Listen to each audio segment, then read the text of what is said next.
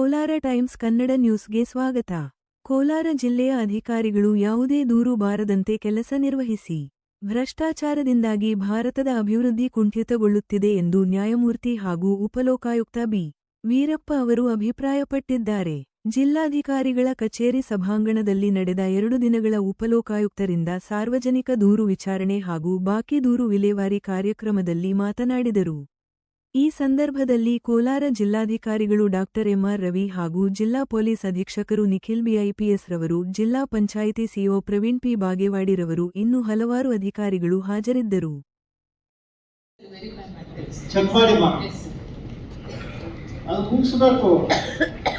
ನಿಮ್ಮ ಸರ್ಕಾರದಿಂದ ನಿಮ್ಮ ಇಲಾಖೆಯಿಂದ ಸರ್ಕಾರದಲ್ಲಿ ಅನುದಾನಕ್ಕೆ ನೀವು ಕೋರಿಕೆ ಸಲ್ಲಿಸಿದ್ದಲ್ಲ, ಯಾವ ಆಧಾರದ ಮೇಲೆ?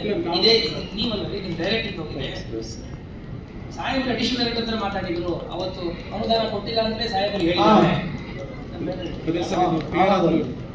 ನಾನು ಮಾತಾಡ್ತಲ್ಲ ರೀ, ನಿಮ್ಮ ಆನಂದ್ ರೆಡ್ಡಿ ಮಧ್ಯಾಹ್ನ ಫೋನ್ ಮಾಡಕ್ಕೆ ನಾನು ಜೊತೆ ಮಾತಾಡ್ತೀನಿ. ದುಡ್ಡೆಲ್ಲ ಕೇಳ್ತಾ ಸರ್ ಕಟ್ತೀವಿ ಅಂತೆಲ್ಲ ಹೇಳ್ತಿದ್ದೆ ಆಗಿಲ್ಲ. ಯಾರು ಇಂಟ್ರೆಸ್ಟ್ ಇಲ್ಲ ಸರ್. ಅದು ಯಾವ 1958 ಅಲ್ಲಿ ಕಟ್ಟಿರೋ ಬಿಲ್ಡಿಂಗ್ ಅದು ಏನಿಲ್ಲ.